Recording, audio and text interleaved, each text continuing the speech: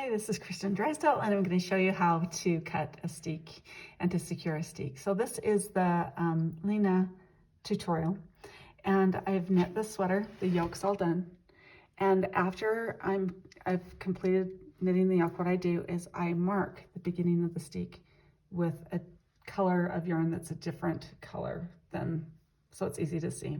This will be my cutting line, and it's not so important. Like right here, you can see the steek according to this pattern.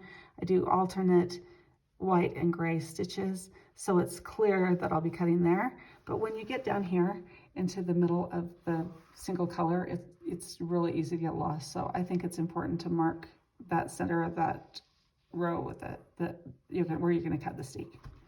So in the center of that stitch.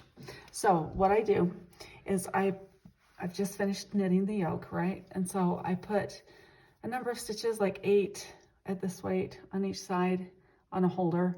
That way I have plenty of room to work on a sewing machine, but I don't have to take off all of the stitches in the neckband. So then I set my machine at almost the smallest stitches it can do. I set this at around 25 stitches, right around there, between 20 and 30 stitches per inch. I don't have a zigzag on my machine. I have a featherweight, so it's an old Singer, so I just do straight stitches, but I make them really small. So I sew forward and back, and then forward, straight down, all the way down. And then when I get to the bottom, I go forward and back again. And then I'll go to the other side, do the same thing, forward and back, sew all along, all the way down. And then when I get to the bottom, I sew forward and back. In this instance, I have sewn the seam twice already. Oftentimes I'll sew it once on each side and then cut it, and then I'll run it through the sewing machine. It's way easier to sew when the cardigan's open. One of the greatest dangers about cutting and sewing actually a steek is that you either catch the back of the sweater on the sewing machine, or you catch the back of the sweater with your scissors. So you don't want to do that. So you want to make sure, I often hold my hand underneath while I'm cutting so that I don't cut, like these scissors are pretty sharp. Sometimes I actually use duller, like scissors that are pretty dull, so that I have no danger of cutting the rest of my sweater. But so when I go and cut, I hold my hand underneath where I'm going to cut. It's actually easiest to cut if you do it inside out, and you can you see how you can see the seams right there?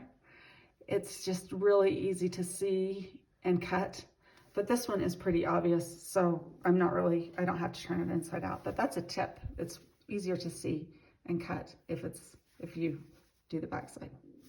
Okay, so I'm going to start cutting, and this isn't scary at all. I have my hand underneath so that I am not going to cut my sweater, and I'm just going to cut away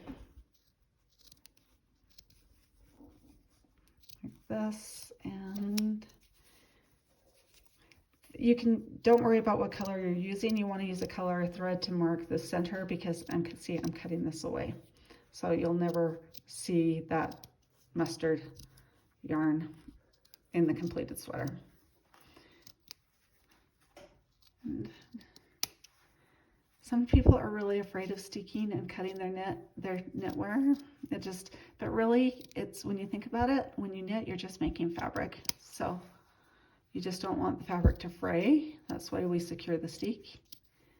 But, and I think I told you to bind off the stitches on the steek, but if I didn't, before we do this, you bind off the steek stitches at the top. See?